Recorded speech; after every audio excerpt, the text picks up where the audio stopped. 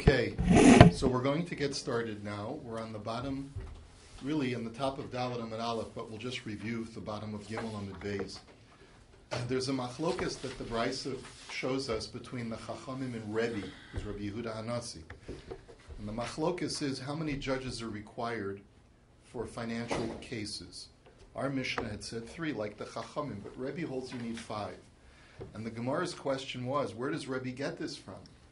The Gemara's conclusion yesterday was that he gets it from the word yarshi'un, which is written in the context of the judges that are presiding over a financial case incriminating one side.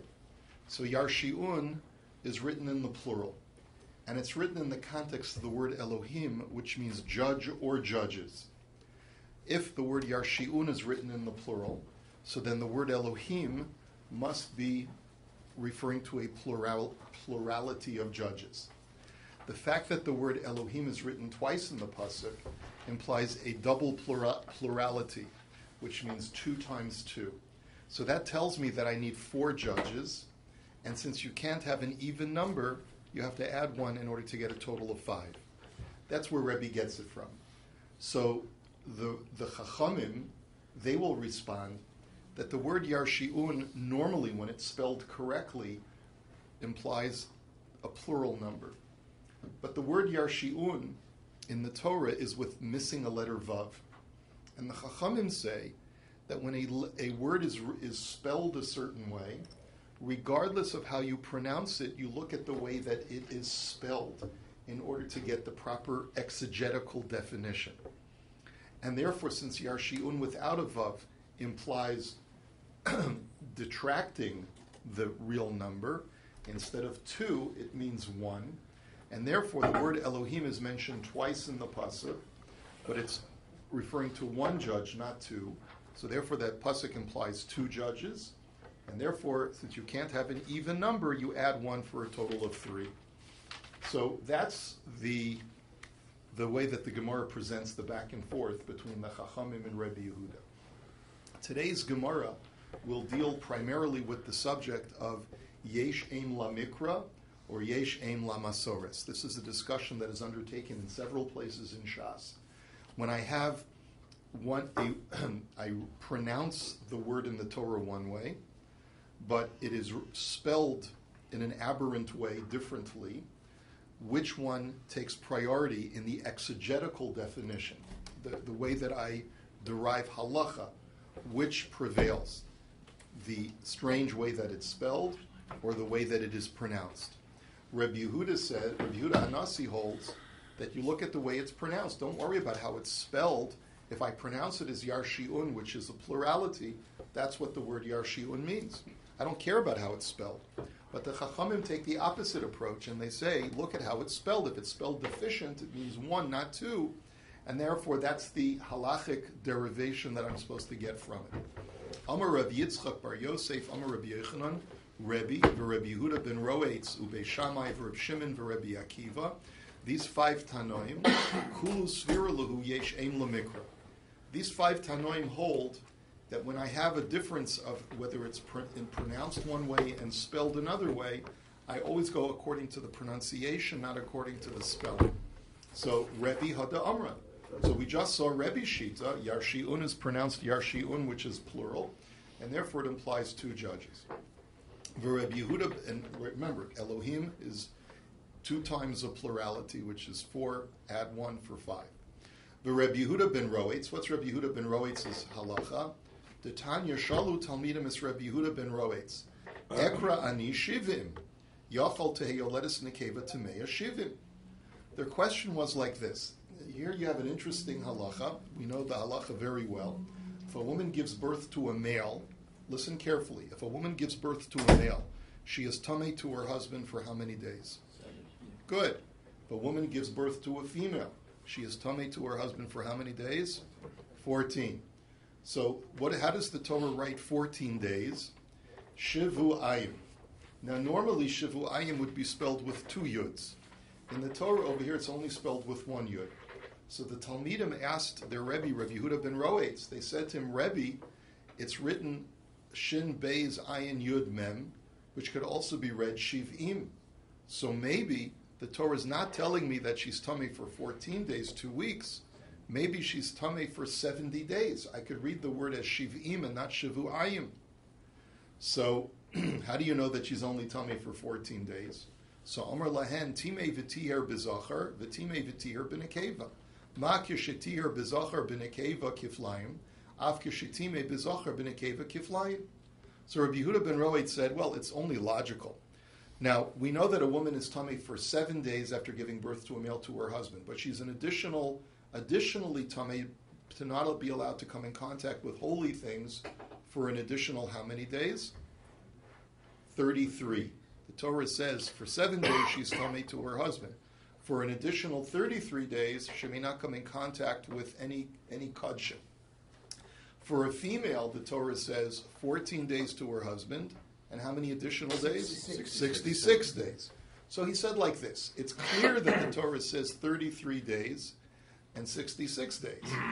If it's double as far as what the days she can't come in contact with kodshim, so then it only stands to reason that it should be double when it comes to the days that she's tummy to her husband. So that's how I know that it's 14. So la'achar shiyatsu yatsa umachzir achareim omer lahem yatem zukukim lekach shavuayim karinan v'yesh em lamikra. After the students left the base medrash, he had a change of heart. He ran after them, he called them back, and he said, listen, I've been thinking about this, and you don't even need that argument. At the end of the day, you could read it as shiv'im, but we know that our traditional pronunciation is shavuayim. So regardless of how it's spelled, we always go according to the traditional pronunciation. And that's how I know that it's 14 days, because we pronounce it as shavuayim. I don't care how it's spelled. So you see, he too holds that you look at yesh em la mikra, you look at the way that it's read and pronounced, not at the way that it's written. Beis Shammai, what's Beis Shammai? Ditnan Beis Shammai omrim kol hanitonin al mizbeach achitzon shenosnun b'matana echas kiper uvechata shtei matanos. Now, this has to do with kodshim. When we place blood on the mizbeach, we have to sprinkle or place blood manually or pour blood on the sides of the altar in order to achieve atonement. The Torah prescribes different methods of splashing the blood on the sides of the altar depending upon the korban. For a korban chatas, you really need to place the blood on all four corners of the altar. However, Beis Shammai says that b'di'evid for any korban, even placing it on just one corner or one side of the altar, you're yotzei b'di'evid, except for a korban chatas. For a korban chatas, you need to make sure that it goes on two corners of the mizbeach. And if you only put it on one corner, you're not yotzei, you have to redo the korban. Ubeis Hillel omrim, af b'chata shenasim b'matana echas kippur. Beis Hillel disagree, and they say the halacha that b'di'evid you're yotzei with one placement of blood is true for all karbanos, including the chatas. So what's the machlokes? V'amar Rav Huna my time at the Beis Shammai, karnos, harei kan sheish, arba lemitzvah, ushtayim la'akev. Beis Shammai's reasoning is, the Torah already tells me that I have to place blood on the side of the altar. But then it lists three additional words, 3 additional times that it says the word karnos. Why do you need 3 additional words karnos? Because each time the word karnos, which is a plural word, is used, it implies 2 corners. 3 times 2 is 6. So, arba lemitzvah ushtayim la'akev. Well, we know that there are not more than 4 corners on the mizbeach. So 4 out of those 6 is coming to teach me the halacha that lechatchila put it on 4 corners of the mizbeach when you bring a korban chatas. Why the extra 2? It's to teach me that even b'di'evid you must have a minimum of 2. That's how Beis Shammai looks at those 3 words karnos.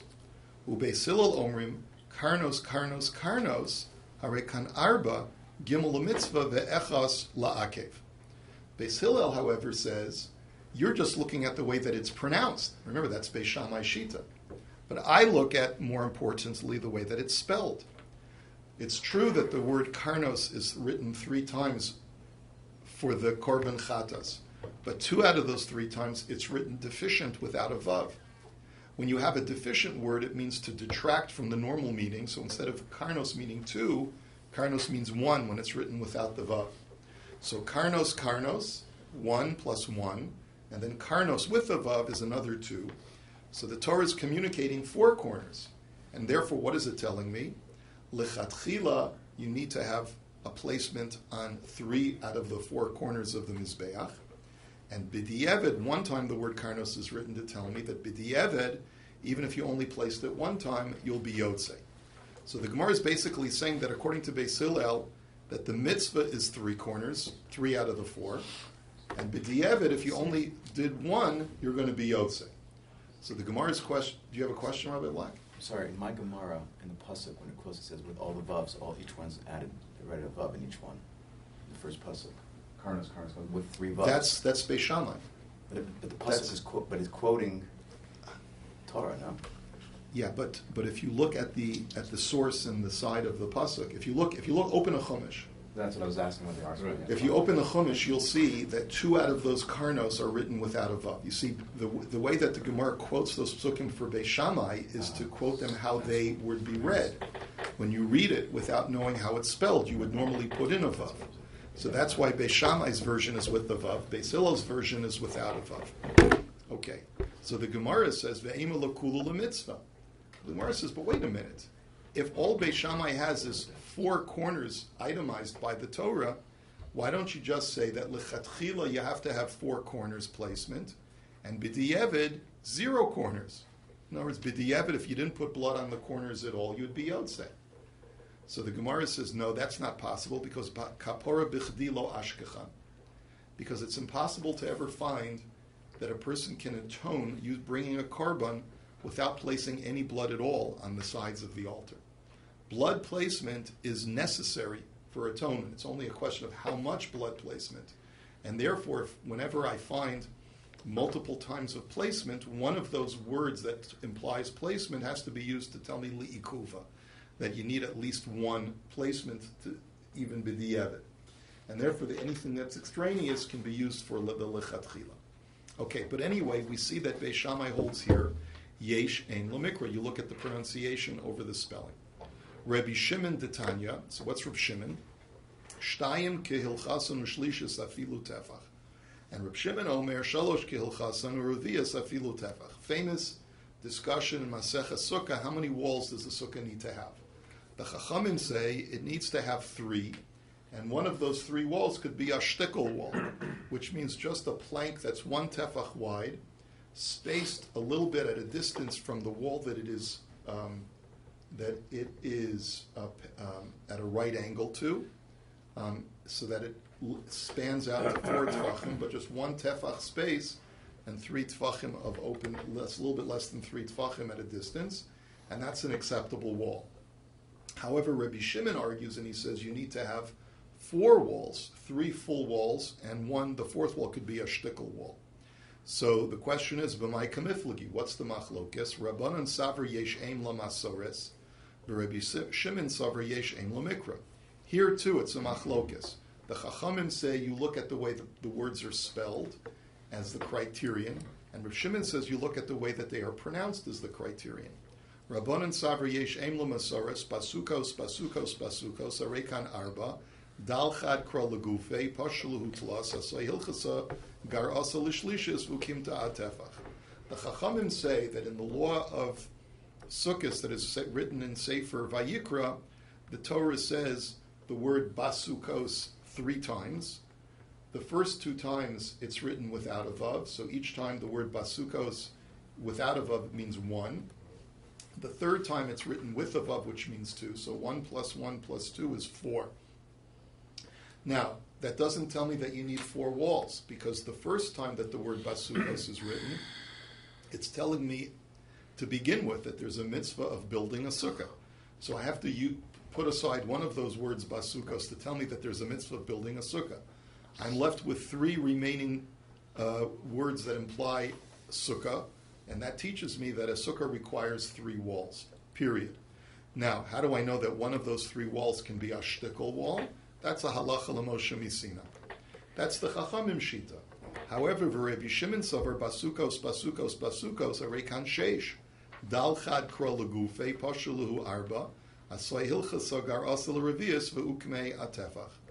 Reb Shimon says, I don't care how the word appears in the Torah. I don't care how it's spelled. I look at the pronunciation. If it's pronounced as basukos, that automatically implies 2. 2 plus 2 plus 2 is 6. However, the first time the word basukos is written, you need it legufe. You need it to tell me that there's a mitzvah of having a sukkah for 8 days or 7 days. And therefore put that pasuk aside for that purpose. You're left with basukos, which is 2 plus 2. And that tells me that I need 4 walls. The fourth wall that I know could be a shtickle is based on halacha l'moshe misina. Now, so that's, you see that machlokas very clearly. Rabbi Akiva, and finally Rabbi Akiva, the Tanya Rabbi Akiva Omer minayin l'revias dam shiyatza mishnei mesim shemitame ba'ohel. Rabbi Akiva has a unique shita. You know that there are certain measurements of corpse material that when they're placed in an ohel, which is a room, then everything in that room becomes tameh. There's a certain amount of flesh, a certain shear of bone, right? And there's a certain shear of blood. The Torah says that if there's blood in an ohel from a corpse, everything in that ohel becomes tameh. How much blood? A revius of blood. A revius of blood. Rabbi Akiva's shita is that revius, as long as it's collected in one receptacle, does not have to belong to one corpse. It could be contributed from multiple corpses, and still, as long as you have a collection of one revius of dam, it'll make everything tameh. Where does he get that from? It's based on the pasuk, Shenamar, al kol nafshos meis lo yavo, shtei nefashos v'shir echad. Rabbi Akiva says, look at the Torah, it says, for all souls, in the plural, of the dead, in the singular. So that implies you could have multiple corpses for one measurement of death, which is a revius. So that's where he derives it, because of the mismatch of plural versus singular, tells me that you can have plurality of corpses to contribute to one singular measurement of death in an ohel. So v'Rabbanan nafshos ksiv. But the Rabbanan argue, and they say no, the word nafshos is without a vav. So therefore it's a detracting word, and it only means one corpse. So it's one corpse for one measurement of death. And therefore the whole revius has to come from one corpse according to the Chachamim. So we've seen 5 Tanoim, all who seemingly hold yesh ein lamikra.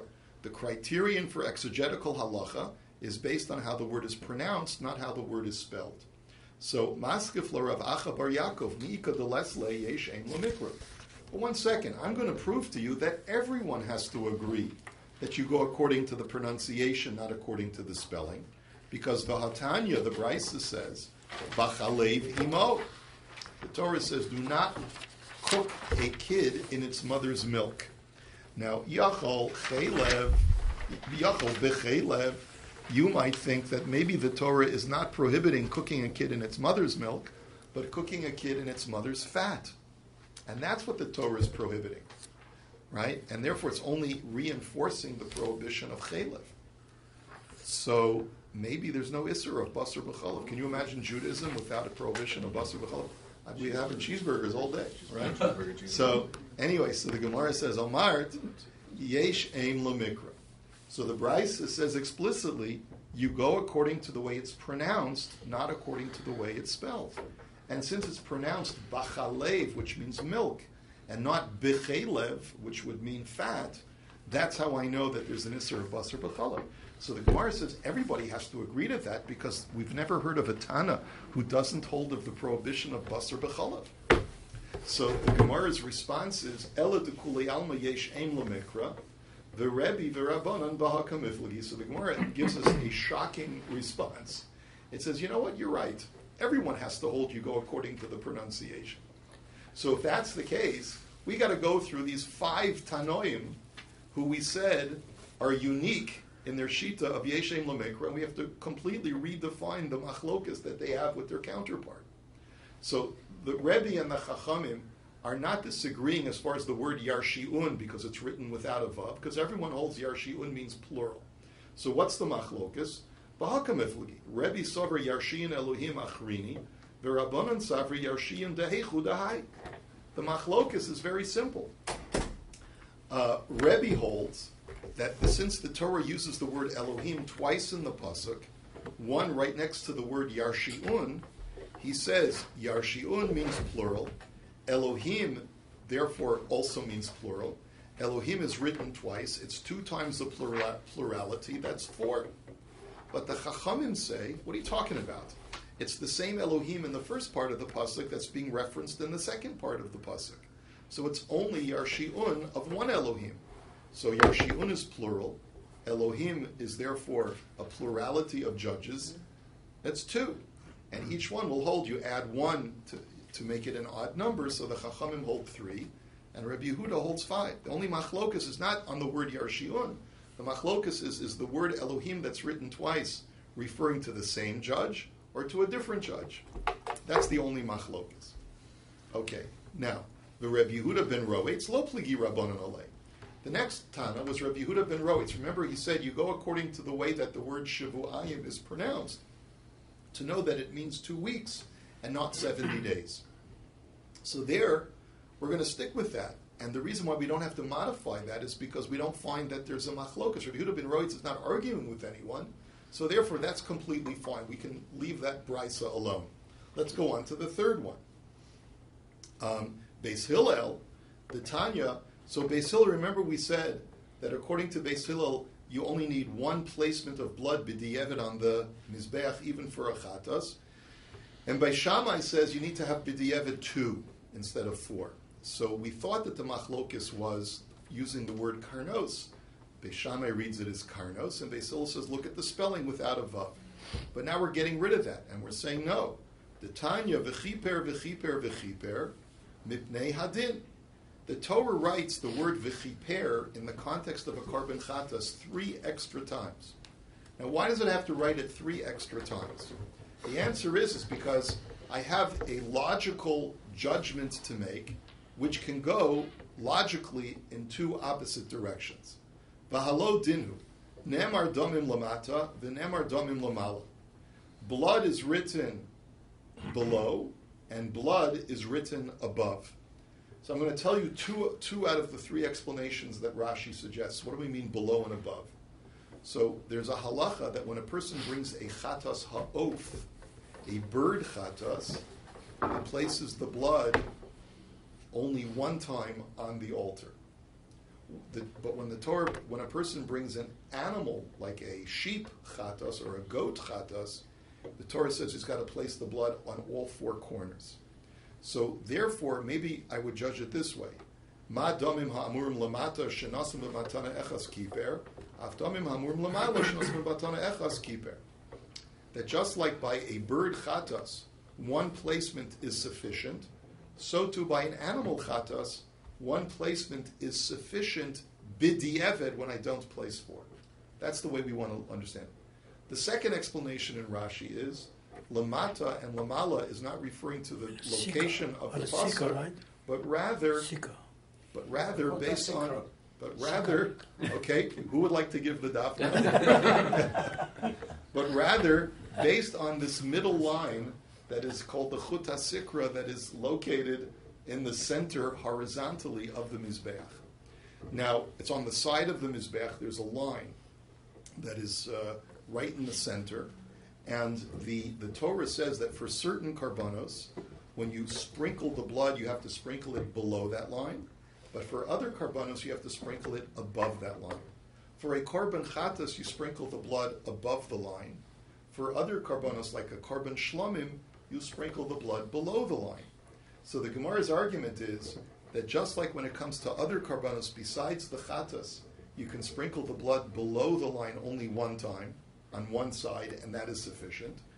Therefore, so too above, lamala, above that line, for the korban chatas, when you sprinkle it, even though the Torah says lechatchila, put it on all 4 sides, placing it 1 time above the line will be sufficient. So that's another way of understanding the Gemara. Oh, klach l'derech zu. But perhaps you can use the opposite, an opposing logical argument, which is nemar domim bachutz v'nemar domim bifnim. Ma domim ha'amurim bifnim chiser echas mimatanos lo asa v'lo klom. Af domim ha'amurim b'chutz chiser echas mimatanos lo asa klom. There's another logical application which goes in the opposite direction.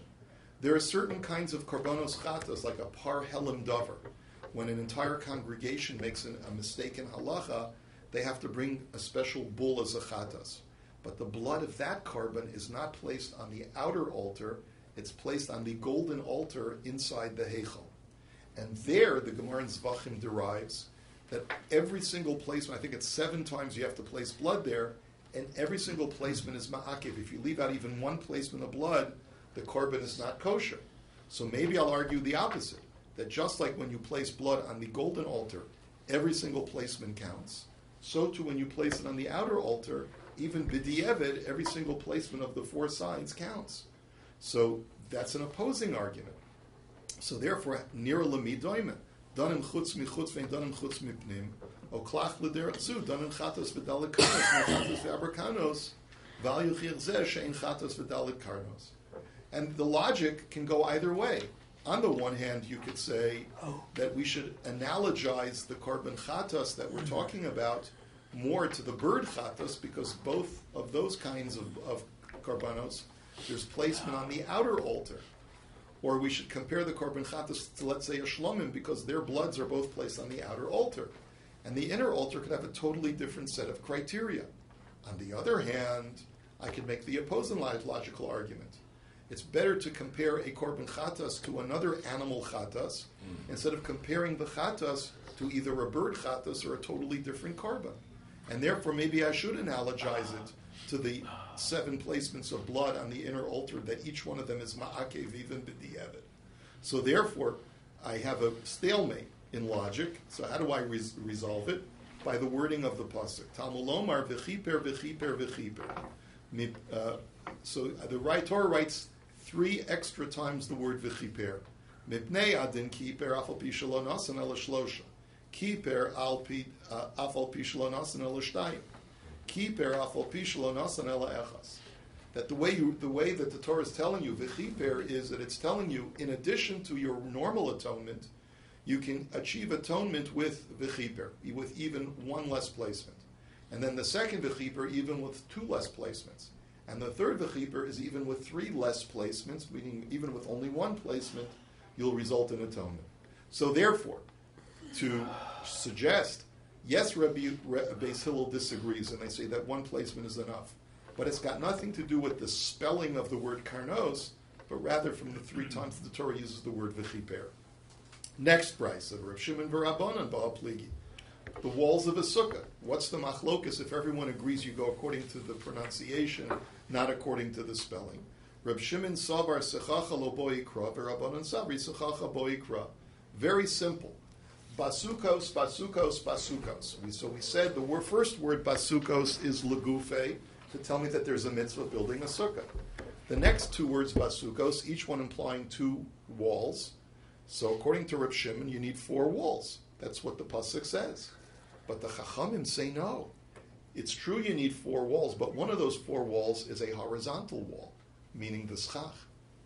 So therefore, it's only 3 walls that are vertical, plus the wall of this, so to speak, the wall, in quote unquote, of the schach. And that's what 4 is coming to teach. But really, it's only 3 walls. So that's the machlok. It's not having to do with the spelling of the word basukos. And finally, Rabbi Akiva v'Rabbanan b'hapligi. Rabbi Akiva savar nafshos tarte mashma, v'Rabbanan sabri nafshos da'alma mashma. So remember, Rabbi Akiva held multiple corpses can contribute to the revius of blood, and the Chachamim say no, only from 1 corpse. But if they're both reading nafshos as a plurality of bodies of people, then how could the Chachamim say it has to be from 1 body?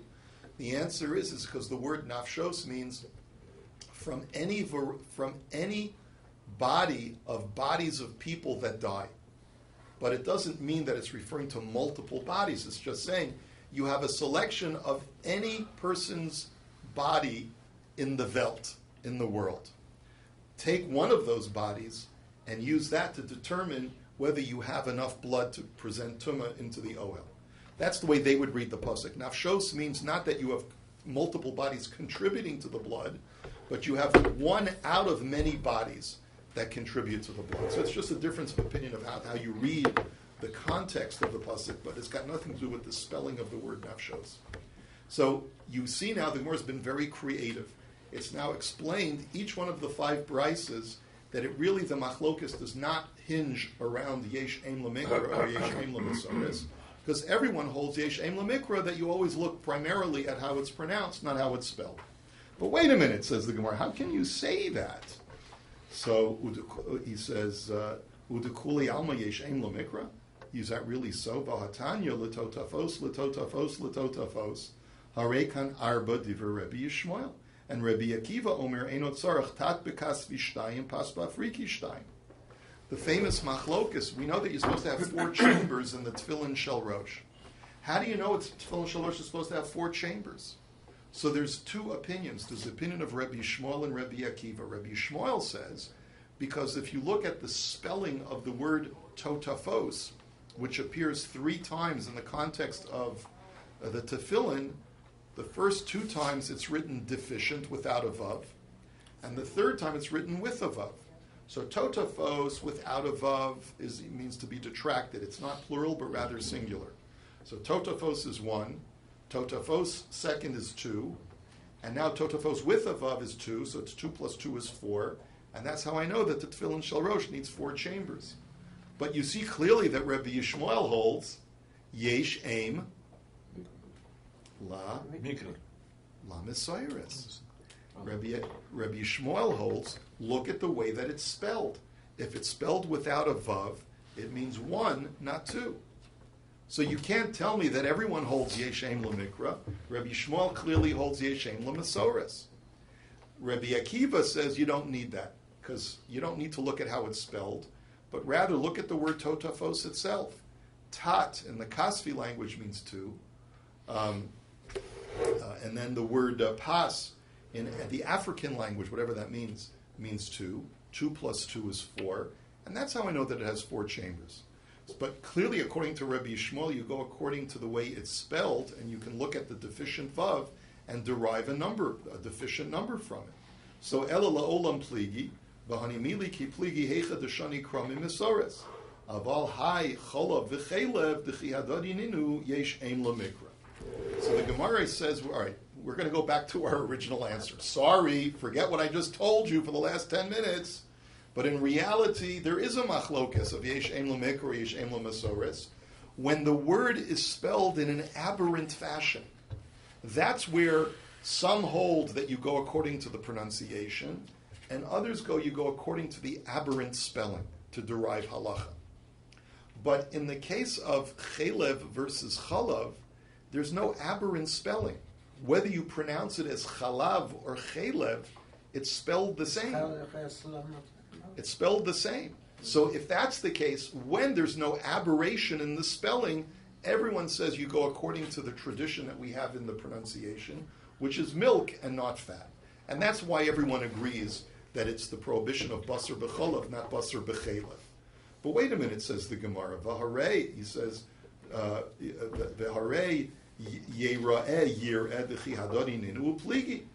But I'm going to show you an example where the spelling is not aberrant if you read it a different way, and yet we still find an opinion that says you can make a halachic derivation by the spelling that is different from the pronunciation, even though there's no aberration in the spelling. Here's an example. The Torah says that shalosh pamim bashana yera'eh kol zuchurecha, that 3 times a year your male shall be seen through pilgrimage coming up to Yerushalayim. Yera'eh can also be read as yir'eh, because that's the way it's spelled, Yud Resh Aleph Hey. And according to what you just said, if there's no aberration in the spelling, everyone should just say it means Yera'eh, period, end of story. But that's not the case, because the Tanya Yochanan ben Dahavai Omer Mishum Rabbi Yehuda ben Tema Hasuma be'echas me'enav patur min ha're'iyah shene'emar Yera'eh Yireh kederch sheba liros kach ba liros ma liros b'shtei einav af liros b'shtei einav. There's a halacha according to this Tana Rabbi Yehuda ben Tema, that if a person is even partially blind in one eye, he is exempt from the mitzvah of aliyah l'regel, of making a pilgrimage. How do I know that? Because the Torah says, you shall be seen by God. Just as you are seen by God fully, so too we connect Yera'eh to Yireh. Just like you are seen by God, so must you be able to see God.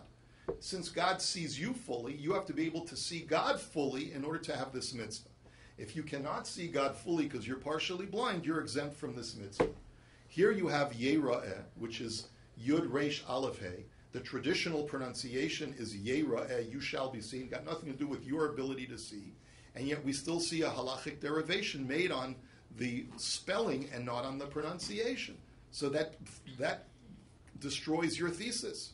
The Gemara's answer is Ella Omar Rav Acha Bereder Rav Ika Omar Kra Lo Sevashel Gedi Derech Bishul Asra Torah. So the Gemara's conclusion is, you're right, throw away what I just told you. And there is a machlokas of Yesh Eim Mikra versus Yesh Eim Masores, even when there's no aberration in the spelling of the word. Why then does everyone agree that the prohibition of Ches Lamed Beis refers to milk and not fat? Not because everyone agrees that you must read it that way, because that's the way it's pronounced, but rather because the verb in the pasuk is bishul, which is cooking. You don't cook in fat, you fry in fat.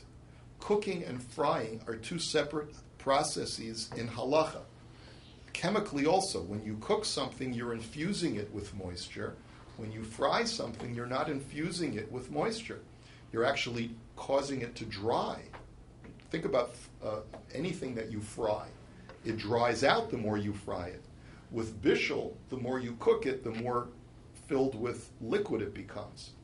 And so therefore, it's a totally separate process. If the Torah uses the verb bishul, it can only be referring to milk. It can't be referring to fat. It's got nothing to do with reading versus the way it's spelled versus the way it's pronounced, but simply because of the verb bishul. And that's the conclusion of this discussion in the Gemara about Yesh Eim L'Mikra versus Yesh Eim L'Masoros. There is such a machlokas that runs through all of Shas, and it's got nothing to do whether there's an aberration in the text or not. Sometimes you follow the reading, according to some opinions, and some you follow the spelling, which can be pronounced a totally different way. Just to start off the next line, just very quickly, Tanu Rabbanan, Dine Mominus Bishlosha, Rabim Danafilu Yechidi. That totally different subject. Going back to our Mishnah, a financial case requires 3 judges, with the following exception. If you have a great rabbi in the community who is a professional, known to be a professional expert on financial law, then he can judge even as one judge. The Gemara is going to exposit on that to continue this discussion. Mir Hashem. Have a wonderful day, Rabbi.